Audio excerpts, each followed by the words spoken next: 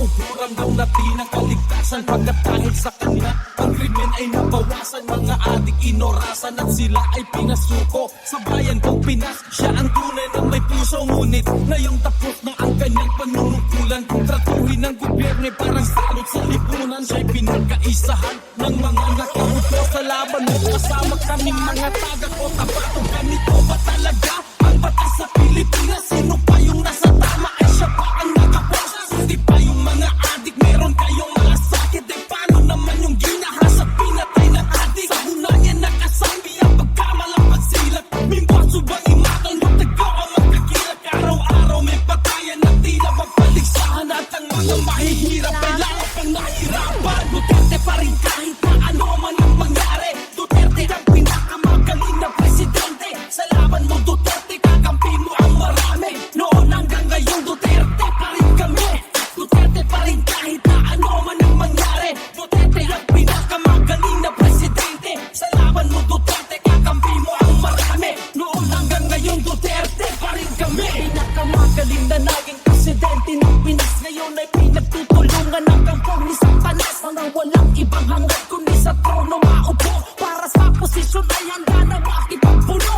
Nung kanyang panahon ay nabawasan ang sagabal. Ngayon ay bumalik ka ginabunag ipagkamal. Ramad silak pangimatay langon ka na magbalingan. Balik sa dating gawin wala na kinakatakutan. Ano na ang nangyari sa pinasiglan ng bayan? Ang sukli ba ay kulungan sa kanyang pinaghirapan? Galit ba kayo pagkat siya'y masakit magsalita? O galit kayo kasi siya yung maraming nagawa? Nakilala ang Pinas nung si Digong ang presidente. Di nyo kayang nakawin ang respeto kay Duterte. Pilipino bang sa moro ay hindi nyo maluloko? Ang may bakal na kamay ang tunay na mahal ng tao. Duterte pa rin kahit na ano man ang mangyari. Duterte ang pinakamagaling na presidente. Sa laban mo Duterte, kakampi mo ang marami. Noon hanggang ngayon Duterte pa rin kami. Duterte pa rin kahit na ano man ang mangyari. Duterte ang pinakamagaling na presidente. Sa laban mo Duterte, kakampi mo ang marami. Noon hanggang ngayon Duterte pa rin kami. Your concern is human rights. Mine is human life.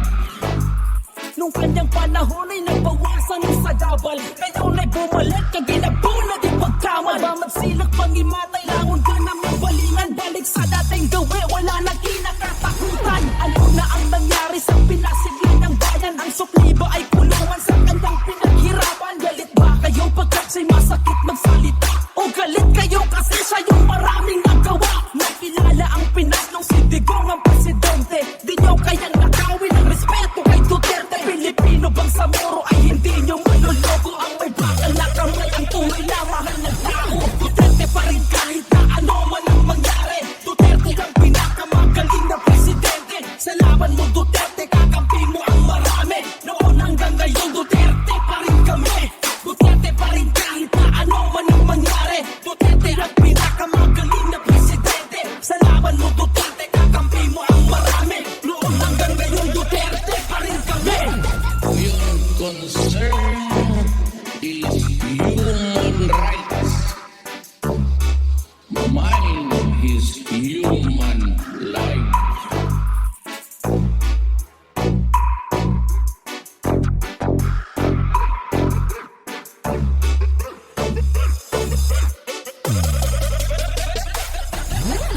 Easy Jobber Remix.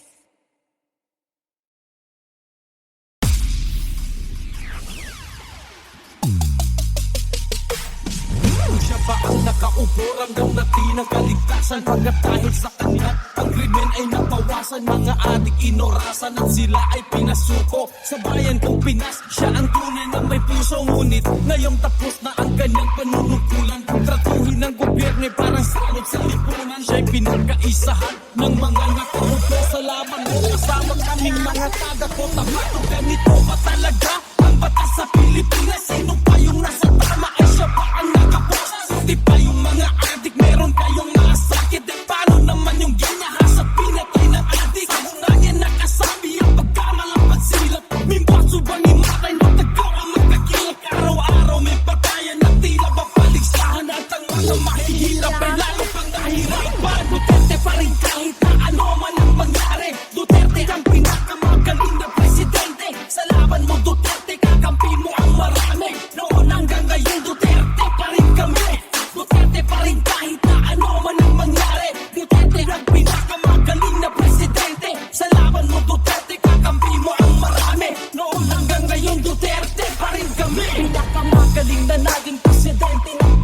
Ngayon ay pinagtutulungan ng kangkong ni Satanas. Mga walang ibang hangad kundi sa trono maupo. Para sa posisyon ay handa na makipagpuno.